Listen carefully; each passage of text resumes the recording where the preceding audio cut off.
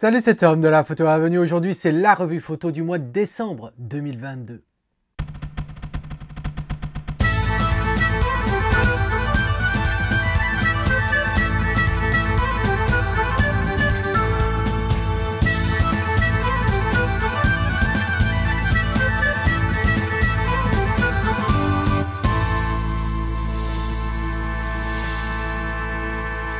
Alors en effet, c'est la revue photo du mois de décembre 2022. C'est la dernière fois qu'on a ce type de format de revue photo, puisque je l'avais expliqué dans la vidéo précédente, c'était la revue des photos de novembre. Si tu n'as pas vu justement cette vidéo, je t'invite à le faire, le lien s'affiche là. Il y avait 5 photos assez intéressantes pour pouvoir apprendre ensemble.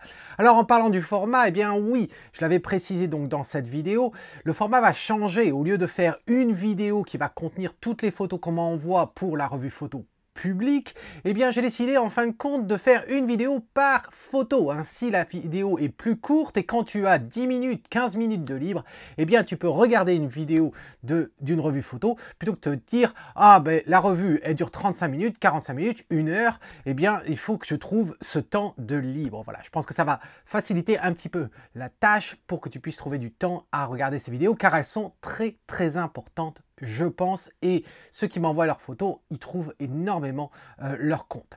Bref, aujourd'hui, on continue l'exercice puisqu'on a 4 photos complètement différentes, mais encore une fois, je pense qu'elles vont nous aider à apprendre, à avancer dans cette passion qu'est la photographie. Alors, tu connais le principe, certains des membres des classes de la Photo Avenue, à savoir les classes argent et or, peuvent m'envoyer chaque mois des photos pour des revues privées ou des revues publiques. Tu ne vois jamais les revues privées puisque c'est entre eux et moi, mais la revue publique, eh bien, ils mettent ça à ta disposition pour que tu puisses en bénéficier également. Comme d'habitude, je lis la description que m'a faite l'auteur et ensuite, eh bien, je dis ce que je pense de la photo et dans les cas où c'est nécessaire ou du moins je peux le faire, eh bien, j'essaie d'illustrer mes propos en modifiant cette image tout en restant dans Lightroom afin de rester le plus simple possible. Allez, c'est parti. Voici donc les 4 photos qu'on m'a envoyées. En haut à gauche, on a Eric. Ensuite, en haut à droite, on a Laurence. En bas à gauche, on a Pierre, le petit nouveau. Et en bas à droite, on a Thierry, qui est un abonné. Allez, c'est parti. On va commencer avec Eric. Alors, qu'est-ce que tu nous dis, Eric? Salut Tom, 6 juin, ma participation à la revue du mois de décembre 2022, les exifs, c'est son Canon R5, il l'a fait avec le 24-105, qui est un objectif qu'il utilise beaucoup, et il l'a fait donc à 27 mm, 1/25e de seconde et 5.6 d'ouverture, à ISO 5000. Photo prise dans les rues de hier, nuit tombée et à main levée, car je n'étais pas venu pour ça. Mais je n'ai pas pu résister à sortir l'appareil. J'ai bien aimé l'ambiance et les couleurs, alors j'ai suivi ton adage et je les ai capturés. Peux-tu nous dire ce que tu en penses et nous donner quelques conseils pour réaliser de belles photos de nuit? Merci par avance et hâte de t'entendre. Alors, écoute, Eric, faire des photos de nuit, ça dépend vraiment du sujet. Hein. Dans la majorité des cas, on ne va pas avoir envie de tenir l'appareil sans avoir un trépied. Quand on n'a pas de trépied, on essaie de trouver de quoi s'appuyer, etc. Que ce soit le sol, que ce soit un muret ou autre chose, afin de pouvoir faire des photos sans avoir besoin de monter les ISO comme un malade et perdre de la qualité dans l'image. Voilà, après ça va dépendre des différents sujets, etc. Quand on regarde ta photo, on comprend ce qui t'a amené à la photographier. Pourquoi? Parce qu'en fait, on a déjà cette rue avec des bâtiments qui sont quand même assez élevés, qui nous donnent cette idée de couloir, qui nous crée une perspective qui pointe vers ce qui semblerait peut-être être une place. Ensuite, on a des couleurs qui peuvent être assez intéressantes puisqu'on a un bleu qui vient en opposition à un jaune très pastel qui est pousser davantage avec cet éclairage jaunâtre un peu plus foncé. On voit que tu as passé quand même du temps au niveau du développement parce que tu as essayé d'éviter les cramés, etc. Je pense qu'on pouvait aller plus loin. Et mon conseil là-dessus, c'est un petit peu le même conseil que j'ai donné hier à Pierre, ou avant-hier, dans la vidéo sur les photos de revue du mois de novembre. C'est que des fois, à vouloir trop prendre toute source lumineuse et aller baisser, en baissant la haute lumière, etc., eh bien, on finit par perdre un certain naturel. Et des fois, eh bien, il y a valeur à augmenter, à jouer justement avec « Ah, il y a un soleil dans le ciel, eh bien, on va pas pouvoir trop le réduire, donc utilisons-le. Faisons en sorte qu'il ait plus d'importance et qu'il va nous permettre d'éclairer peut-être un sujet un peu plus, de façon plus intéressante. » Là, pourquoi je te dis ça? Parce que tu as essayé de passer sur les endroits lumineux et surtout les 3 lampes. J'ai pas trop de problème sur les 2 lampes derrière, quoique, mais celle qui me pose le problème, c'est ici. Comment tu peux expliquer, Eric, que tu es une source de lumière assez importante pour nous éclairer en fin de compte ce mur ici, ce mur-là, en bas par terre, également ici. Et pourtant, quoique là, on pourrait dire que peut-être c'est les résidus d'un autre lampadaire qui est derrière nous. Mais bon, bref, le point est que ici c'est très lumineux, ici c'est très lumineux, mais la source, elle est foncée. Et là, j'ai du mal à y croire. On pourrait effectivement se dire, ben, à l'époque, quand c'était l'éclairage à gaz et que c'était une bougie, enfin une flamme, eh bien, ça noircit ça noircit. À ce moment-là, on se demande, mais pourquoi ça noircit uniquement cette face-là du lampadaire et pas les autres. Voilà. Donc, non. Tu as un lampadaire, éclaire-le, laisse-le. Voilà. Fais attention qu'au moment, effectivement, de la prise, tu crames pas, mais après, tu peux, au post-traitement, je te montrerai, avec un filtre radial, tu peux lui redonner vie. Donc ça, c'est une chose. Ensuite, tu pourras remarquer que je ne sais pas ce que tu as utilisé pour essayer de régler, en fin de compte, allez, on va reprendre un terme que j'aime bien, la verticalité dans ton image. Mais moi, ton image, elle penche comme ça. Voilà, elle penche dans tous les sens. Donc, tu peux utiliser l'outil dans Lightroom pour redresser les lignes verticales. C'est ce que j'ai fait et tu verras ce que ça donne. Je pense que le ciel noir comme ça n'est pas très intéressant. Donc, tu vas voir que tu pourrais très bien sélectionner le ciel en automatique avec Lightroom, augmenter sa luminosité et balancer du bleu à l'intérieur. Et du coup, tu te retrouves à avoir une tonalité qui est noir-bleu, qui paraît un peu plus réel qu'un simple noir comme ça. Et enfin, tu sembles avoir muté, en fin de compte, ou mué le noir dans ton image. Quand je veux dire le noir, c'est-à-dire que quand tu as la courbe et tu as fait la formation sur Photoshop, donc tu sais de quoi je veux parler au niveau de la courbe des niveaux. Et si tu prends la valeur noire, au lieu qu'elle soit 0, 0, et que en fin de compte, enfin 0, 0, 0, 0, tu l'augmentes et tu lui dis qu'en fait le point le plus noir, eh bien c'est pas 0, ça va être par exemple le 10. Et à ce moment-là, eh bien on se retrouve à ne jamais avoir un noir pur. Et là, il y a comme un voile qui apparaît dans ton image qui me paraît un petit peu bizarre ici. L'autre point, c'est que tu nous as dit que tu avais monté à 5000 ISO. Et par rapport à ce que tu nous avais dit dans une autre photo, tu as tendance à augmenter la texture, la clarté des choses. Et au final, bah, tu finis par gérer du bruit que tu trouves, etc. Dans ton image, je trouve que ce qui est dommage, c'est qu'en fin de compte, il y a un manque de texture totale. Regarde le ciel. Comment tu peux... le mur. Comment tu peux avoir un mur, une porte ici, où c'est complètement lisse. C'est vraiment complètement lisse. Le sol ici, ça manque complètement de texture. On a les lignes là où les pavés se séparent, mais sur les pavés eux-mêmes, il n'y a pas de texture. Le mur ici, on s'aperçoit bien qu'il devrait y avoir la texture, mais ça a été lissé, etc. Donc je pense que ça manque quand même de texture dans cette image-là. Voilà.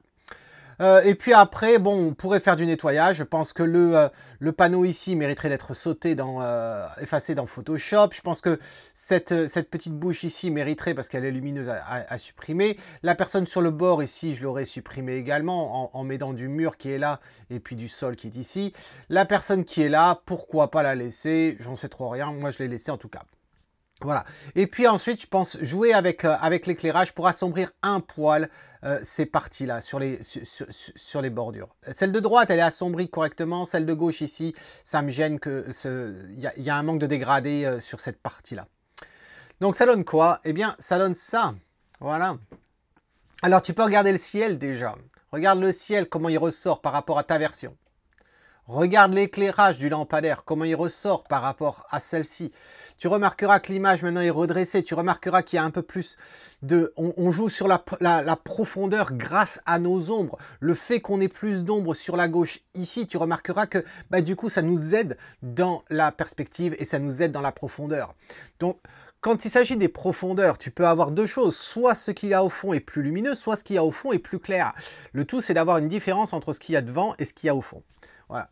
Donc là, je pense que c'est plutôt pas mal. Je te mets les deux côte à côte comme ceci et tu me diras ce que tu en penses dans un commentaire. Alors je sais, Jean-Luc m'a envoyé un petit message, un commentaire la dernière fois me disant « Tom, ça serait bien que tu nous montres comment tu as obtenu tout ça. » Alors je vais pas passer 3 heures à te faire le développement, mais je vais te montrer vite fait comment je m'y suis pris. C'est vraiment très simple. Tu t'aperçois qu'ici, globalement, j'ai fait quoi? J'ai lancé de la texture pour essayer de récupérer en fin de compte le lissage que tu avais fait. La transformation ici, eh bien, sur celle-ci, normalement, j'avais quelque chose, mais là, je le vois plus. Non, je n'ai pas utilisé la verticale, autant pour moi. J'ai utilisé l'outil de recadrage, tout simplement là. Mais c'est marrant parce que j'avais bien recadré les choses. Donc, pourquoi... Ah, mais non, c'est autant pour moi, il est en vertical. Je perds la boule aujourd'hui, je perds la boule. Ensuite, au niveau des filtres. Alors, les filtres, j'en ai plusieurs. Le ciel en question, comme tu peux voir, eh bien, c'est la température bleue à fond. Et puis, l'exposition montée à un certain niveau. Voilà. Ensuite, celui-ci. Celui-ci, ça va être... Le lampadaire ici, tu t'aperçois, c'est un filtre radial, augmenter l'exposition et monter la température vers le jaune parce que l'éclairage, il est jaune ici. Et le dernier, comme tu peux voir, eh bien, c'est pour une sorte de créer des ombres sur les côtés. C'est un filtre radial inversé en ayant baissé les hautes lumières et baissé l'exposition. Donc voilà, je te remets tout ça, les deux, comme ceci. Dis-moi dans un commentaire, Eric, si ça t'a aidé. Et puis on continue. Ensuite, on passe avec Laurence. Alors, Laurence, qu'est-ce que tu nous dis? Salut Tom, voici ma photo pour la revue de décembre. Je trouvais jolies ces espèces d'herbes qui poussaient au soleil entre les deux troncs. J'ai envie de les faire ressortir. Elles ont une couleur chaude alors que le reste est gelé et froid. J'aime bien ce contraste. Seulement, je ne sais pas comment faire pour que l'on ressente cette émotion. Quel conseil peux-tu me donner?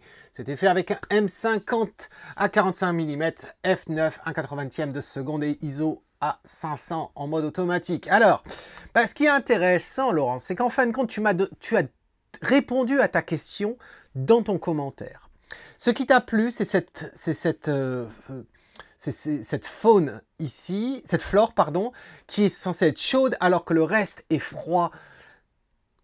À quoi ça te fait penser? Si c'est chaud, on pense une couleur chaude. Couleur chaude, ça va être orange, jaune.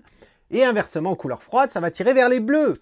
Donc, pourquoi pas, en fin de compte, appliquer une teinte chaude sur les herbes qui sont ici et une teinte froide, donc bleue, sur tout le reste. Seulement, je pense que ce qui serait intéressant, c'est que si ces herbes-là ressortent comme ça jaune, c'est parce qu'il y a du soleil. Et donc, ça serait intéressant de faire juste le liseré de ces deux tronc d'arbre ici en chaud et le reste. Et ensuite, un petit vignettage sur le côté pour nous aider à rentrer là-dedans. Ça donne quoi tout ça? Eh ben, ça pourrait donner ça. Voilà. Dis-moi ce que tu en penses. C'est pas un chef-d'œuvre en soi, mais je pense que ça répond à ta question. Je te mets les deux comme ça, côte à côte. Voilà. Donc, dis-moi dans un commentaire ce que tu en penses, s'il te plaît. Ensuite, on continue avec Pierre. Alors Pierre, le petit nouveau, qu'est-ce qu'il nous dit? Eh bien, si je vois une photo pour la revue de décembre, ce n'est pas une cascade extraordinaire, mais j'ai décidé de photographier pour travailler ma composition et mes réglages. À force de te regarder faire, j'ai compris l'intérêt de commencer par les photos à main levée avec les ISO en mode automatique pour se focaliser sur l'angle de vue et trouver le plus pertinent. Je me suis arrêté sur cette composition et posé le trépied. Très bien, monsieur Pierre, très bien. Jusque-là, tout va bien. J'ai fait différents essais avec des poses plus ou moins longues. Toujours très bien. N'étant pas équipé de filtre ND, pas encore. J'ai fermé plus ou moins le diaphragme pour me permettre ces temps de pause. J'ai également utilisé mon téléobjectif pour compresser l'image et ne pas donner trop d'informations environnementales peu intéressantes. Très bien, tout ça, ça semble très raisonné. Enfin, comme tu le conseilles, j'ai essayé d'être pointilleux sur ma retouche en supprimant et en assombrissant les éléments attirant inutilement le regard. Que penses-tu du résultat? Merci beaucoup. Eh bien Pierre, quand je regarde ton résultat, eh bien oui, il y a tout ça, ça me paraît cohérent en soi. Certes, c'est pas la plus grande chute d'eau, la plus intéressante, etc. Mais bon, tu as une vitesse qui a permis d'avoir un petit peu de texture. Je pense que d'un point de vue de composition, ça peut être intéressant. On n'a pas trop d'éléments qui attirent trop le regard, en dehors de ce qui nous intéresse, à savoir en fin de compte la chute d'eau, le grand rocher et puis le cheminement de l'eau comme ça. On pourrait argumenter effectivement les trois troncs du fond, surtout celui du coin. J'ai quelque chose moi sur les bords, je n'aime pas les bords des images qui soient lumineuses. Voilà, c'est un truc que j'aime pas. Je trouve que ça attire le regard, donc celui-là je le ferai sauter par exemple. On pourrait baisser la luminosité sur tout ce coin là comme ça. Ensuite je pense que on pourrait augmenter la luminosité dans les ombres ici. Pourquoi? Parce qu'on a un éclairage qui part comme ça de la gauche qui pointe ici. On ne devrait pas avoir autant d'ombre ici, donc je pense que ça pourrait être utile. Je pense qu'on peut aussi jouer sur la saturation. La saturation des tonalités, c'est-à-dire en fin de compte augmenter peut-être la tonalité de rouge, de orange, qu'on a des herbes ici qui ont et des feuilles qui ont cette tonalité. Et puis je pense au vert aussi. Je me dis qu'on pourrait, au lieu de partir vers des tons désaturés, muets, un peu hivernage, la présence de l'eau fait que toute la végétation est bien nourrie. Et donc je partirais plus pour quelque chose de froid, de vert, assez chlorophylle, et je pense que ça pourrait être intéressant. Après, il y avait 2-3 trucs qui peuvent attirer le regard, tu vois, comme ça sur les rochers, etc. Des petites tiges qui mériteraient de faire un petit peu de nettoyage et autres. Mais dans l'ensemble, je trouve ça pas mal. Alors, ça pourrait donner quoi après tout ce que je viens de dire? Eh bien, ça pourrait donner ça, voilà. Donc, c'est pas énorme en soi, ce que j'ai fait. D'ailleurs, plus je vais rester sur cette version-là, plus tu vas te demander, mais qu'est-ce qu'il a fait, Tom? On dirait ma version. Bah, pas tout à fait, pas tout à fait. Je n'ai pas joué avec l'exposition. Et pourtant, regarde ce que ça donne. Au niveau de l'herbe, on a l'impression que le soleil vient de tomber dessus, alors que je n'ai pas augmenté l'exposition. C'est un effet d'optique en augmentant en fin de compte la saturation des tons verts et rouge et orange. Tu remarqueras que j'ai légèrement recadré parce qu'ici il y avait une partie blanche du rocher qui attirait le regard inutilement. Et puis certaines herbes que j'ai supprimées, etc. Et maintenant, on a un autre coin qui est sombre ici et qui va très bien. Le tronc d'arbre là-haut, eh bien, ils sont un petit peu plus mutés que ce que tu avais. Et donc, du coup, ils me gênent moins. Voilà. Donc, je te mets les deux comme ceci. Tu me dis ce que tu en penses dans un commentaire. Alors, comme certains se demandent, mais comment il a fait tout ça? Eh bien, on y retourne, tu vas voir que c'est pas sorcier. Non, c'est pas sorcier. Ça, c'est une autre émission. Mais quand même, regarde. Au niveau global, qu'est-ce que j'ai fait? J'ai augmenté, si, je t'avais dit que j'avais pas augmenté la luminosité, c'est pas vrai. J'ai augmenté les blancs. Voilà, j'ai augmenté les blancs ici, ce qui a donné un petit peu plus de punch. On pourrait le faire comme ça, hop, ici. La première chose, ça a été de créer, de faire un petit peu de nettoyage, ici, voilà. Ensuite, on a continué le nettoyage avec le recadrage, boum. Ensuite, la saturation de l'orange, la saturation du rouge. On a augmenté on a joué sur la teinte du jaune et du vert, voilà ce que ça donne. Ensuite, on joue sur le blanc, voilà. Ensuite, j'ai fait un réglage de balance des blancs, comme ceci. Ensuite, on a un filtre radial pour justement créer notre vignettage et c'est exactement ce que ça donne. On en est ici, voilà. Et ensuite, une brosse pour faire ressortir les parties sombres derrière les pierres ici qui devraient être un petit peu plus éclairées et on s'en sort comme ceci, voilà. Donc, j'espère que ça répond à ta question. Pierre, dis-moi tout ça dans un commentaire. Et ensuite, on continue. Eh bien, c'est Thierry. Thierry avec une voiture. Alors, il m'avait déjà envoyé en revue privée une voiture qu'il avait photographiée pendant cette exposition. Et tu vas voir, Thierry, c'est un petit peu le même principe que ce que je t'avais dit dans la revue privée. Bonjour Tom. Si je vois une photo prise lors d'une exposition voiture et luminaire. Photo prise à 12800 ISO et traitée avec Puro 2. Ça a été fait à 24 mm, f8, 1/50 de seconde, photo prise à main levée car beaucoup de monde. Que penses-tu de cette photo? Ben écoute Thierry, c'est la même remarque que je t'avais faite à l'époque, c'est-à-dire que quitte à cette expo, comme tu viens de le dire, c'est une expo sur les voitures et les luminaires. Et je pense en fin de compte qu'on pourrait faire en sorte de jouer sur la luminosité, de mettre en évidence davantage bien le sujet et puis de cacher un peu plus le reste. Alors là, c'est un petit peu plus complexe comme développement par rapport à ce que j'ai fait dans les autres, parce que je voulais assombrir l'exposition tout autour, jouer avec la voiture, peut-être augmenter la luminosité de la voiture, augmenter la couleur un petit peu, jouer sur la couleur comme ça. Je te montre ce que ça donne et après je te montre le développement. Voilà, je suis parti là-dessus. Alors c'est très différent, mais je pense que quand c'est comme ça, je trouve que c'est plutôt pas mal. Dans le sens où, imagine, tu sais, les petites cartes de joueurs de foot, ou aux États-Unis, c'est le baseball, etc. Eh bien, s'il y avait des cartes de voiture, par exemple, on pourrait imaginer qu'il y ait une carte de la Porsche en question, comme ça. Et je trouve que c'est plutôt pas mal comme ça. C'est moins plat. Tu as vu à quel point j'ai pu jouer avec la perspective. On a vraiment l'impression qu'il y a une profondeur dans cette salle. Là, si je te remets ta version, bah ouais, il y a des lignes, mais bon, c'est quand même relativement plat, on dirait plus le garage du coin. Donc, je pense que c'est un petit peu plus intéressant comme ceci. Alors, comment je m'y suis pris? Je te remets d'abord les deux côte à côte, qu'on puisse bien juger. Tu vois à quel point c'est assez fade dans ta version. Tu vois dans la version que je te propose, c'est un peu plus dynamique. Voilà. Alors, on revient donc sur le développement que j'ai fait, comment je m'y suis pris. Eh bien, on va faire comme ça. On va revenir ici. Là, tout ce que j'ai fait, c'est d'identifier le sujet, créer un arrière-plan et en gros, on va arriver à ça. Voilà. Donc, on l'a ici, à ce niveau-là. Le sujet, j'ai rien fait à ce moment-là. Hein. C'est vraiment l'arrière-plan. Ensuite, on continue. Je vais t'apercevoir qu'il y a en fait que ça. Parce que c'est vraiment à chaque fois jouer sur la profondeur. Tu vois, j'ai rajouté cette broche. Je trouvais que le sol paraissait humide, etc. Et c'était un petit peu trop lumineux. Et donc, du coup, voilà, quand on joue avec les coins, les assombrir. Et je pense que c'est plutôt pas mal. Si tu regardes ici, qu'est-ce qu'on a? Eh ben, là, on a des brosses, on a des sujets. Mais tu t'aperçois qu'en fait, c'est simplement baisser l'exposition, baisser les hautes lumières. C'est tout ce qu'il y a. En haut, là, au niveau du vignettage, c'est la même chose. Exposition et haute lumière, c'est tout.